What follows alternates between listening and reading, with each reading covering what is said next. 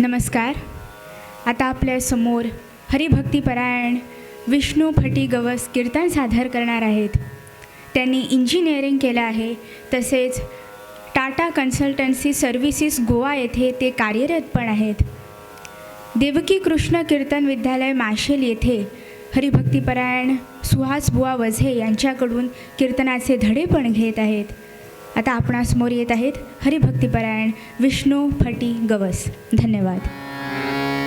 सज्जन हो, कीर्तनाच्या पद्धतीप्रमाणे थोडा वेळ नामसंकीर्तन करूया. याकरता सर्वांनी ताठ बसावे, डोळे मिटावे व कसलंही टाळ्यांची टाळाटाळ न करता अगदी जोरदार टाळी वाजवावी व अखंड हरिनाम घ्यावे. नारायण नारायण श्रीमन्नारायण नारायण नारायण नारायण नारायण श्रीमन्नारायण नारायण नारायण.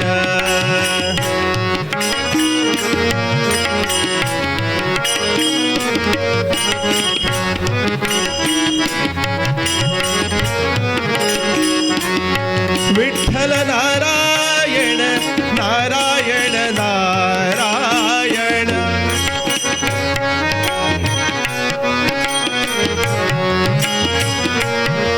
राम नारायण नारायण नारायण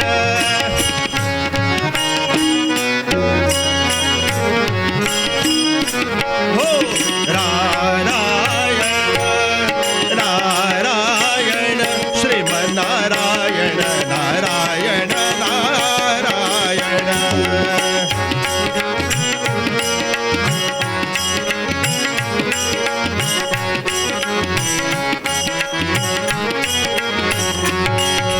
नारायण नारायण श्रीमन्नारायण नारायण नारायण श्रीमन्नारायण नारायण नारायण श्रीमन्नारायण नारायण नारायण.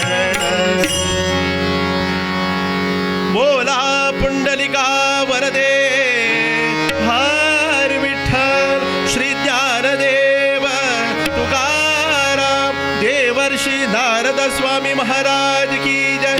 छत्रपती शिवाजी महाराज की जय. भारत माता की जय. सज्जन हो, सकाळची वेळ आहे. प्रसन्न असं वातावरण. पूर्व दिशेला उशेने मुक्त हस्ताने लाली उधळून सूर्यदेवाचे स्वागत केलेले पक्षी आपापल्या घरट्यातून बाहेर पडले. सर्व लोक आपापल्या कामाधामाकरता, उद्योगाकरता, शेती भाती करण्याकरता बाहेर पडू लागले. विंध्याद्रीच्या पायथ्याशी असलेल्या वस्तीतून नित्याप्रमाणे एक 40शीतील गृहस्थ आपल्या तरुण मुलाला बरोबर घेऊन बाहेर पडला. सज्जनो, कोण होता हा? कवी वर्णन करतात. विंध्याद्री माझी होता, विंध्याद्री माझी होता, नामे हरिपाल भक्त देवाचा.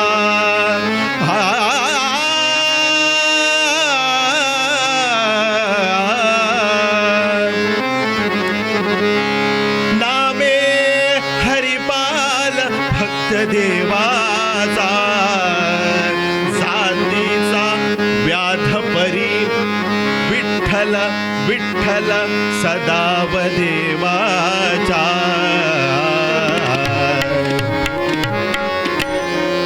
तर ज्याला आपण भटक्या विमुक्त जाती म्हणतो, त्या व्याध जातीतील पारध्यांच्या जातीतला हा आदिवासी रानटी हरिपाल होता.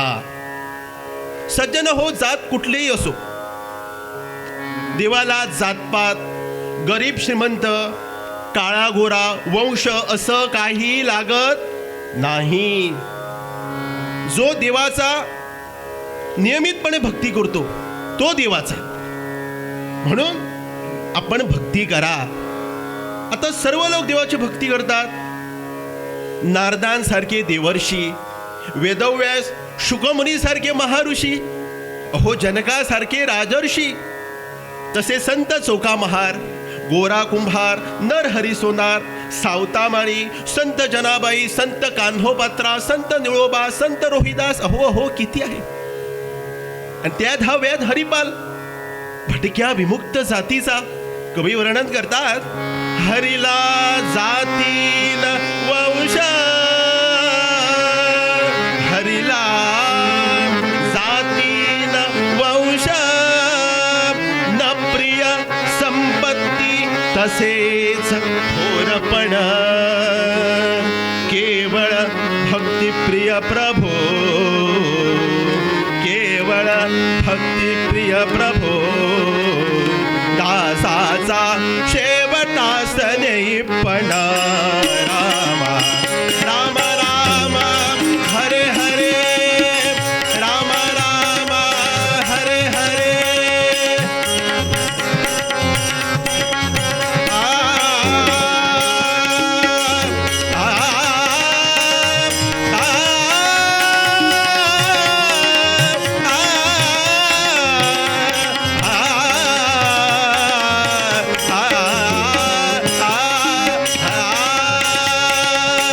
राम राम हरे हरे, राम राम राम राम रघोत्तम, राम राम. तर हा व्याध अत्यंत गरिबीत, निकृष्ट परिस्थितीत वाढलेला. गरिबी होती, अज्ञान होते, अंध समजुती होत्या.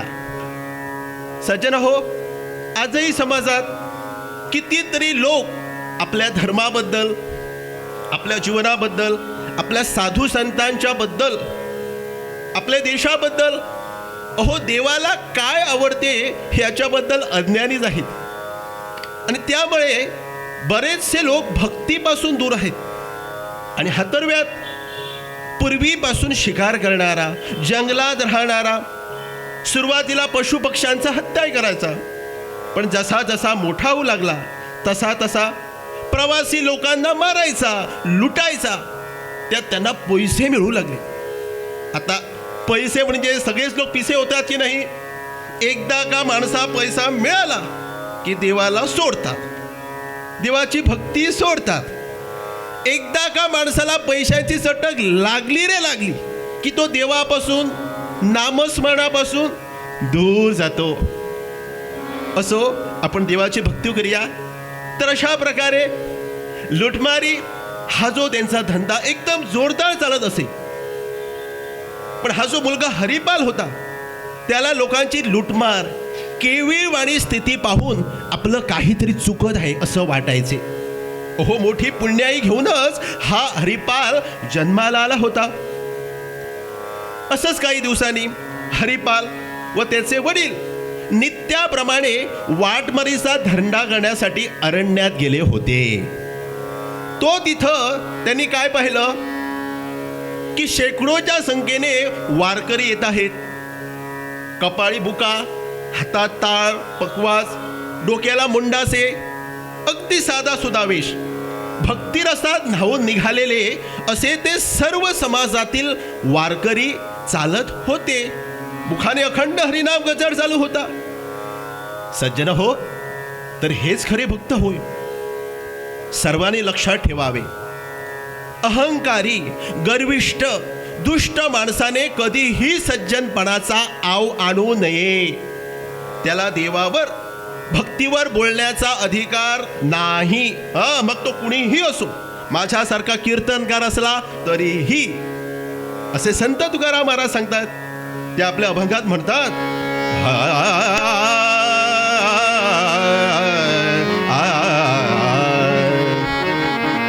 सदा सर्व काळ अंतरी कुटीळ सदा सर्व काळ अंतरी कुटीळ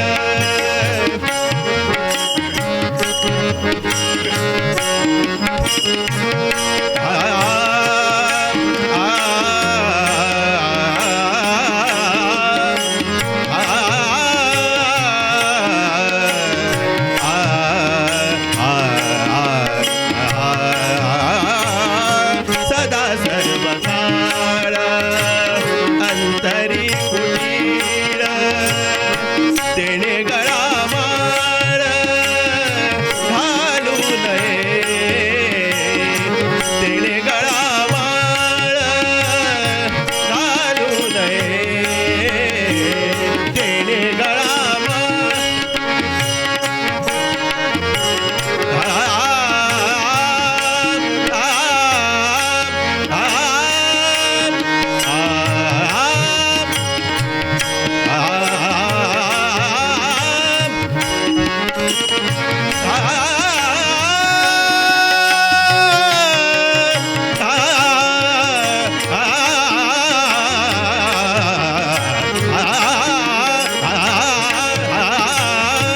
तेणे गळा माळ घालू नये सदा सर्व काळ अंतरी कुटीळ सदा सर्व काळ अंतरी कुटीळ सदा सर्व काळ अंतरी कुटीळ सदा सर्व काळ अंतरी कुटीळ तेणे गळा माळ घालू नये ज्यासी नाही धर्म दया क्षमा शांती तेणे अंगी विभूती लावू नये ज्यासी न कळे भक्तींचे महिमान त्याने ब्रह्मज्ञान बोलू नये तुका म्हणे ज्यासी हरिभक्ती तेणे भगवे हाती धरू नये श्रोते हो भगवे हाती धरणार तिळा लावणार टोप्या घालणार गळ्यात माळा घालणार तर त्या माणसाने सत्यता नम्रता लीनता प्रामाणिकपणा दया प्रेम शांती हरिनाम माणुसकी ही जपलीच पाहिजे नाहीतर तुम्ही तिळा लावूच नका अहो सत्य बोलत नाही आणि तिळा कशाला लावतात तर हे खरे भक्त नव्हेत आपण सर्वजण खरे भक्त व्हावे याकरता हा असा प्रकल्प कीर्तन विश्व उभारलेला आहे आपल्या संस्कृतीचं जतन व्हावं आणि ते आपण सर्वांनी मिळून करूया आणि जे असे वागत नाहीत ते कसे असतात पहा दांभिक दुराभिमानी फळाच्या इच्छेनं कर्म करणारे देवाला न मानणारे कामोपभोग मौज मजा अहंकार मीच मोठा मलाच सगळे कळते असे समजणारे अन्याने पैसा मिळवणारे हे लोक खोटे नसतात आपल्या अवतीभोवती अशी पुष्कळ माणसं आहेत शक्य असल्यास यांना भक्तीचा मार्ग दाखवा तर कीर्तनात हे शिकवतं तर सध्या अशा प्रकारे हरिनामाच्या गजरात वारकरी चालत होते गजर कसा होता विठुरायाची आस धरून विठुरायाची आस धरून चाले वारकरी चला जाऊया जाऊया जाऊया पंढरी चला जाऊया जाऊया जाऊया पंढरी विठुरायाची आस धरून चाले वारकरी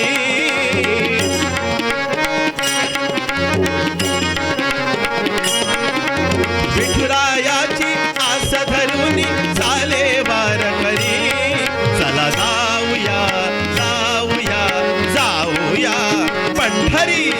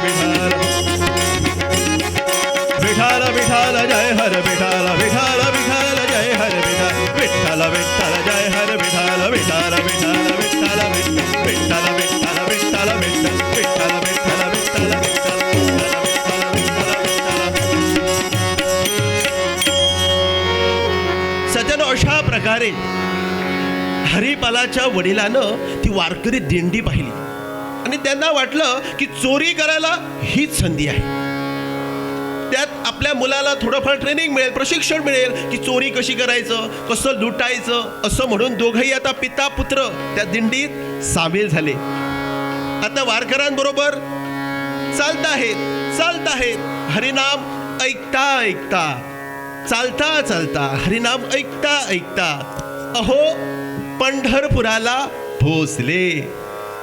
आता पंढरपुरात संत नामदेवांचे कीर्तन चालू होते. आता चोरी करायची होती, पण त्याच्या उलट चांगला परिणाम हरिपालावर झाला. कसा झाला ते ऐका. तर पंढरपुरात संत नामदेवांचे कीर्तन चालू होते. आता नामदेवांची अमृततुल्य वाणी, भक्तीची ज्योत हो माणसात पेटवणारी ती वाणी.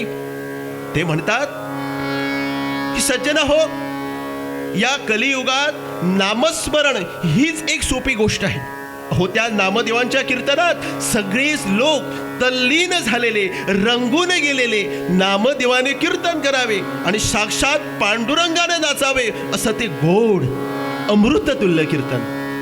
त्यात भक्तिभाव, श्रद्धा, विश्वास, प्रेम भरलेले होते. कवी वर्णन करतात, नामदेवांची अमृततुल्य वाणी हो, नामदेवांची अमृततुल्य वाणी हो, नामदेवांची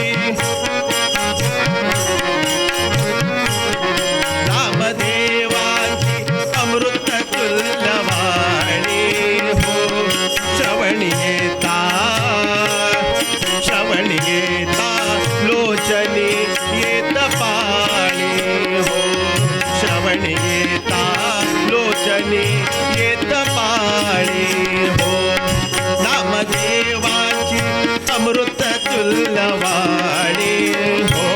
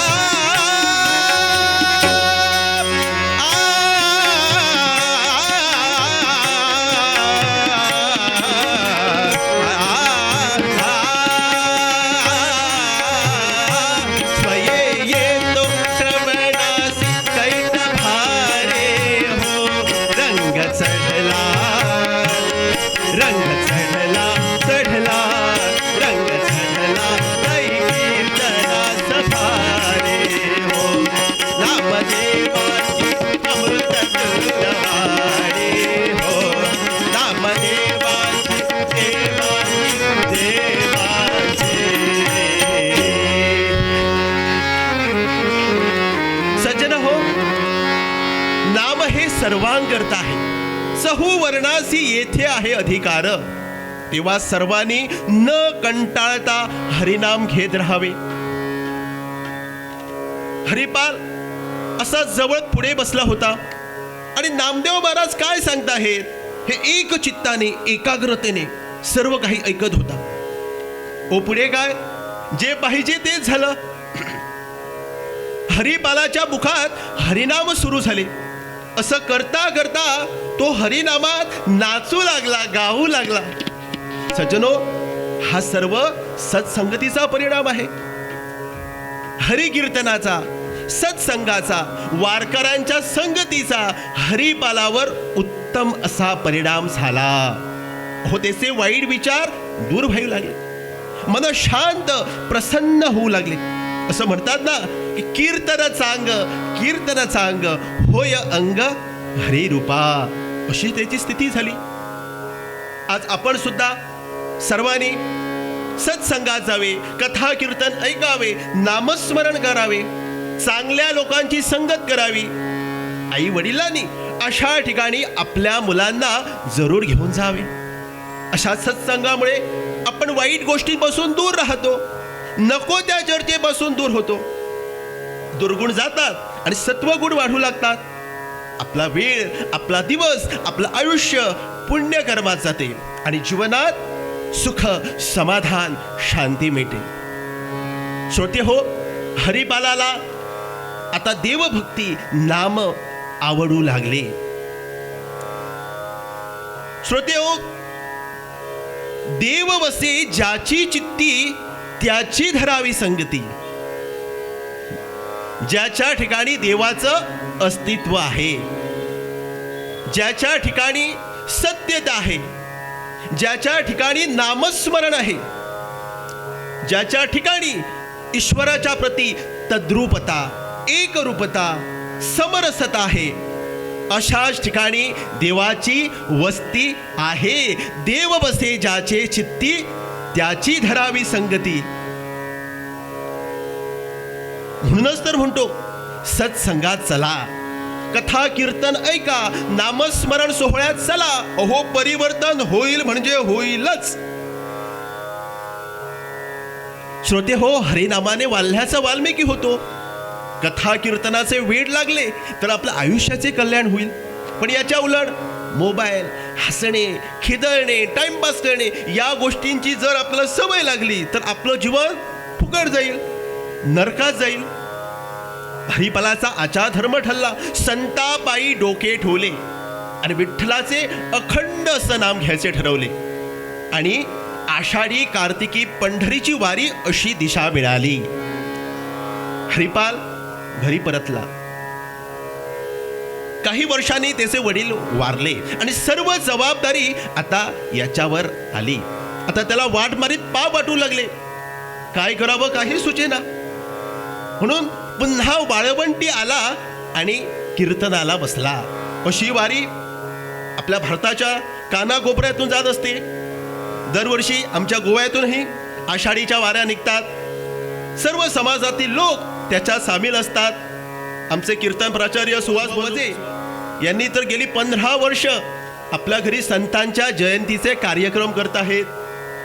त्याचप्रमाणे गेली 25 वर्ष ते जिथं थांबतात, गोव्याला थांबतात, तिथं महिन्याला एक नामदिंडी न चुकताना करतात. त्यात आमचा सर्वांचा सहभाग असतो. तर असे उपक्रम आमच्या गोव्यात चालूच आहेत. श्रोते हो, तर असा हरिपाल नित्याप्रमाणे नामस्मरण करू लागला. संत तुकाराम महाराज काय सांगत आहेत की जे लोक, जे वारकरी पंढरपुरात जातील ते मोठे भाग्यवान होतील. त्यांच्या मुखात पावलो पावले विठ्ठलाचे नाम असते. हो, त्यांना कसला आलाय संसार. संसार समूहाच्या पहिलं तिरीवर असे हरीचे दार आहेत. प्रभू प्रेमात लाज लज्जा सोडून ते हरिनामात नाचतात, गातात. अशा या वारीचा आनंद आहे. कवी वर्णन करतात, आषाढी कार्तिकी जात पंढरीसी, आषाढी कार्तिकी जात पंढरीसी.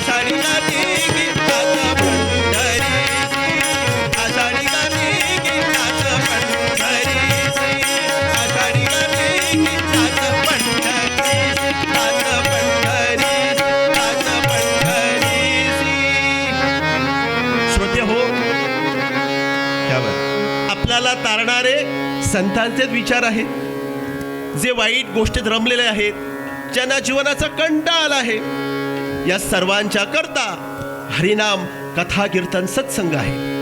हा हरिपाल कीर्तनात रंगून गेला. नामदेव महाराजांचा विषय चालू होता, परित्राणाय साधूनाम विनाशाय च दुष्कृताम धर्म संस्थापनार्थाय संभवामी युगे युगे. सर्वांनाच माहिती आहे, दुष्ट असणाऱ्या राक्षसांना मारतो आणि हरिभक्तांचे देव रक्षण करतो. हा हरिपालन विचार आपल्याला पाहिजे तसा घेतला. आता फक्त एक पथ्य पाळायचं होतं. जो देवाचा भक्त आहे, पंढरीची वारी करतोय, त्याला मारायचं नाही, त्याला लुटायचं नाही, असं म्हणून त्याने आपला वाटमारीचा धंदा सुरूच ठेवला. श्रोते हो, हरिपाल श्रद्धावान आहे पण अज्ञानी आहे. सर्वभूती परमेश्वर आहे हे ज्ञान नव्हते, भेदवृत्तीचा होता. असंच काही थोड्या दिवसांनी नित्याप्रमाणे हरिपाल वाटमारीचा धंदा करण्यासाठी अरण्यात गेला होता. तो तिथं त्यांनी काय पाहिलं की शेकडोच्या संख्येने वारकरी येत आहेत. कपाळी बुका, हातात टाळ, पकवास, डोक्याला मुंडासे बांधून असे ते सर्व समाजातील वारकरी चालत होते. श्रोते हो, पुण्य वाढायला लागले म्हणजे संत दर्शन, सत्संग लाभ, नामस्मरण ऐकायला पाहायला मिळते. श्रोते हो, हरिपाल असाच रंगून गेला आणि काही झालं तरी त्याचं तो नामस्मरण करण्याचा विषय होता, तो त्याने नित्य अखंडितपणे चालू ठेवले. जसे ते वारकरी पुढे आले, सर्व वारकऱ्यांना हरिपालानं अगदी लोटांगण घालून नमस्कार केला आणि विनंती करून त्यांनी आपल्या सर्व वारकऱ्यांना भोजनाकरता घरी बोलवले व सर्व वारकऱ्यांना सांगितले की बसा, मी आपल्या भोजनाची व्यवस्था करतो, चहा पान शिरा काय असेल त्याची व्यवस्था करतो. असं म्हणून हा मागच्या दाराने कोणीतरी श्रीमंत वारसूळ मिळेल का, पैसा मिळेल का, धन्य मिळेल का असे म्हणून पाहायला हा जंगलात गेला. श्रोत्यो, खूप वेळ झाला, खूप उशीर झाला. जे आले जे गेले ते फक्त पंढरीची वारी करणारे होते. शेवटी पांडुरंगाला हाक मारतोय की बा पांडुरंगा, मी आजपर्यंत तुझ्याकडे काही मागितलं नाही रे, पण आज आपल्या घरी संत मंडळी आले, उपाशी आहेत, त्यांच्या भोजनाची व्यवस्था करण्याकरता कोणीतरी असा एक श्रीमंत वाटसरू पाठव, पण तो तुझा भक्त असता कामा नाही. श्रोते हो, हरिपालाची भक्ती पूर्ण झाली होती आणि देवानं ठरवलं याला आता दर्शन द्यायचं, पण एकदम दर्शन नाही द्यायचं, त्याची परीक्षा घ्यायची. म्हणून प्रत्यक्ष पांडुरंग श्रीमंत व्यापाराच्या वेशात रुक्मिणीला मातेला घेऊन, अंगावर भरपूर दागिने घेऊन, रथावर बसून हिरे माणिक मोती बाजू घेऊन त्याच वाटेने निघाले ज्या वाटेवर हरिपाल थांबला होता. जसा तो रथ पुढे आला तसा हरिपालानं झाडावरून तड करून खाली उली मारली आणि त्यानं अडवलं आणि त्यांना नित्याप्रमाणे विचारलं की कुठं चाललास, देवाला मानतोस काय? तर देव म्हणाले नाही. याच्या मनात पाहिजे तसंच झालं. असं म्हणून आपल्या हातात जो परशु होता तो त्याला असा मारायला पुढे गेला. त्याचवेळी रुक्मिणी माता म्हणाली, अरे वेड्या, काय करतोस तू? केवळ पंढरीची वारी करणारा तो चांगला असं अर्थ तुला कोणी सांगितले? समशत्रूच मित्रेच तथा मानापमान योहो. अरे सगळे शत्रू मित्र एकच आहे. संत सावतामाईनं सुद्धा आपला बागेतच देव पाहिला. कांदा मुळा भाजी अवघी विठाबाई माझी. सगळीकडे देव आहे, तुझ्यात आहे, माझ्यात आहे, जनी वनी मनी सगळीकडे देव आहे. भू जल तेज समीर रवी रख रवी शशी काष्ठादिके भरला. स्थिर चर व्यापुनी तो अवघा जगदात्मा उरला. असं रुक्मिणी माता त्याला समजावून सांगते. पण हा शेवटी म्हणतो कसा, माते मला आत्ता या क्षणी तुझ्या समवेत हा जो व्यापारी आहे त्याच्या ठिकाणी प्रत्यक्ष भगवंत पांडुरंग दिसले तर मी हे खरे माने. श्रोते हो, यावेळी मात्र पांडुरंगाने त्या जंगलात आपले दर्शन दिले. त्यांच्या तेजा दर्शनाने संपूर्ण जंगल उजळून गेले. हरिपाल देवाचे चरण धरतो, माफी मागतो, क्षमा मागतो आणि म्हणतो कसा, पांडुरंगा संत सहवासामुळेच मला आपले दर्शन झाले रे. आपला जन्म सार्थकी झाला, पुण्य लाभले. हरिपाल वाटमारीचा धंदा सोडून देतो आणि हरिपाल संत होतो. श्रोते हो, सगळ्यात शेवटी पांडुरंगाची कृपा हरिपालावर झालाय. आता देवाची कृपा झाल्यावर काय कमी आहे? आम्ही काय कुणाचे खातो, तो राम आम्हाला देतो. हरिपालाच्या घरी भरपूर धनधान्य पाठवण्याची व्यवस्था प्रत्यक्ष पांडुरंगानं केली. साधू संत येती घरा, तोची दिवाळी दसरा. हरिकीर्तनामुळे, सत्संगामुळे हरिपालाला हे सगळं मिळालं. साक्षात भगवंत पांडुरंग हरिपालाच्या कोठडीत आला. सगळ्या संतांच्या समवेत भोजन झालं आणि अशा प्रकारे महापापी असणारा, दुष्ट असणारा, पण सत्संगामुळे, हरिकीर्तनामुळे हरिपालाचं जीवन धन्य आणि यशस्वी झालं. तुम्हा आम्हाला सुद्धा असाच संग लाभो आणि त्या परमेश्वराच्या कृपेने सगळ्यांचं कल्याण हो. मूळ पद्यात तुकाराम महाराज ते सांगतात, बोला पुंडलिक वरदे भार